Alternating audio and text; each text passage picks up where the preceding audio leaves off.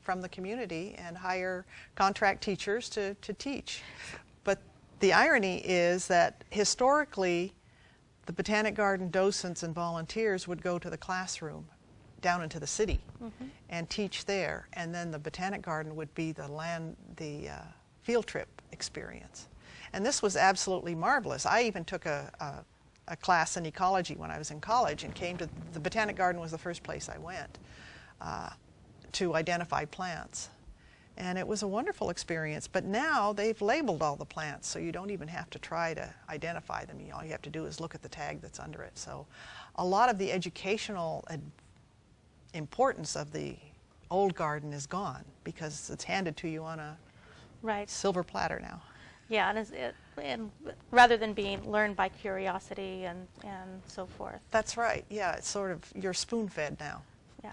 So also an expansion, I understand that there was significant damage to the garden itself, not necessarily the building structures of the botanical gardens, but there are some still expansion plans to be replacing and adding additional buildings. That is true. There was a large house, almost 9,000 square feet on the east side of Mission Canyon Road called the Gain House. Now this was a derelict building that was really only used for storage. It was uninhabitable, the toilets were clogged, and the Botanic Garden in 2002 wanted it demolished, but the county said no, it has a historic significance, we need to save it and remodel it. Well, this particular building burned in the Jesucita fire, burned to the ground, and so there is now fire insurance money to rebuild this building. Okay. And the plan is for this to be their administrative offices. Okay, so... And the educational center they want for the west side, and that's quite a large square footage of new buildings, and it means demolishing one building and moving another building to the archaeological site, and I just feel there's way too much destruction of the west side that's unnecessary. Right. And you definitely had, in speaking to you earlier, you definitely had, you know, pros and, or not pros, but cons regarding the mission plan, the expansion plan. Can you comment more on that? As far as I know that there's a children's center that was going to go in, and it was going to be expanding into Manzanita area. That is correct. Historically, those who created the garden tried to have the minimal amount of buildings on the site because this was a place where you were supposed to look at nature, be part of nature, and so they wanted the buildings to recede. The current plan for the Children's Education Center is to take it totally away from this compact footprint and put it down the Manzanita section, right where there's a trail that goes down to the creek, which is really sad, and it removes many trees and it limbs oak trees, and again, it's not needed. The Children's Center could go in the cottage. Instead of moving the cottage, they could keep the cottage there and put a children's activity center there. Let's take a break and refer to some of the pictures that you had brought, and okay. If you could comment on some of these photos. This is the Indian Trail, and those who created the garden actually had it as part of their guidebook, and it was called the Canalino Indians. And it talked about the village. Kashwa was located just across the road. And then they talk about the Canalino people far surpassed in craftsmanship the earlier Indians who lived in the Santa Barbara region. Their arrowheads are the finest in design and the finish that have ever been found. They also developed great skill in bone, stone, basket, and shell work. Splendid specimens of these can be found in the State Santa Barbara Museum of Natural History. Excuse me.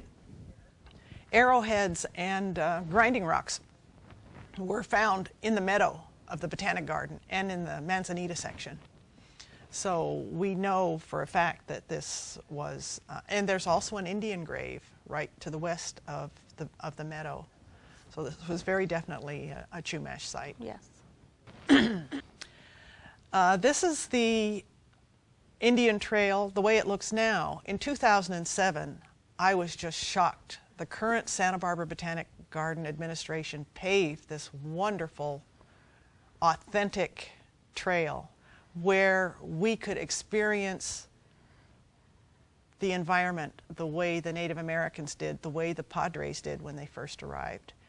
Back in, you know, the Native Americans were here for thousands of years, but the Padres came up to build the dam in 1806.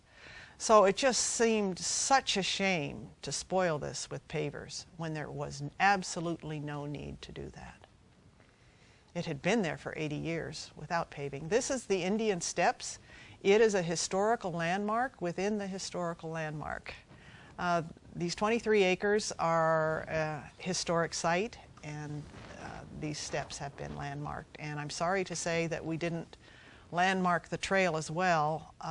What is landmarked is the historic design concept, and that should have been good enough for the current administration to save the landscape. This is the redwood section. The redwood trees were planted in the early 1930s as an experiment, because Santa Barbara is way further south than their southernmost range, which is near Big Sur. And to their surprise, the redwood trees took off. They were very happy there with their feet in very close to Mission Creek. This is the Mission Dam. It was built by the Chumash under the auspices of the Franciscan Fathers when the mission was built. And so this was the waterworks that brought water down to the mission. This is a historic landmark within the landmark. It's a state historic water landmark as well, the dam and the aqueduct. So we're really trying to preserve this the way it was. And so we need to have stewards of the Botanic Garden who are sensitive to the history and will preserve this history for not only ourselves but for future generations, so that we don't lose the knowledge of where we've been. Yes.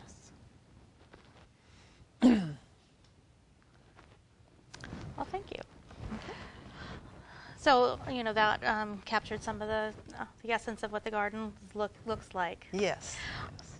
Can you talk about, you know, the meaning of the garden to you? And, you know, you were really instrumental in getting the county historic landmark number 24. Correct. Correct. Actually, the landmark 24 was the dam and aqueduct. So, okay. So what we did was expand that that landmark to include the 23 public acres that are between Mission Canyon Road and Tunnel Road. Okay. Well, I've been going to the Botanic Garden for many, many years, and I've been a member for many years. And when I learned, well, it really, when did it start? I was shocked when they put the tea house in. Okay. I thought, this does not belong here. And so then one thing just rolled into another, and I said, we have got to save this little piece of our history. And then when I started really studying the history, I discovered that this is a phenomenal geologic spot. The garden wall is a sheer drop from the meadow all the way down to Mission Creek, and the conglomerate there is absolutely amazing.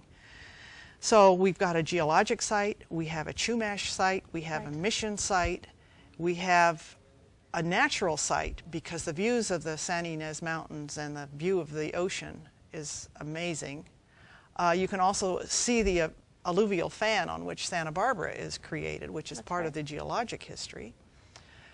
And it is the very first garden that was ever created for California native plants exclusively. There's no other garden that's like the Santa Barbara Botanic Garden. And Ed Schneider will say, oh yes, we've got others just like it.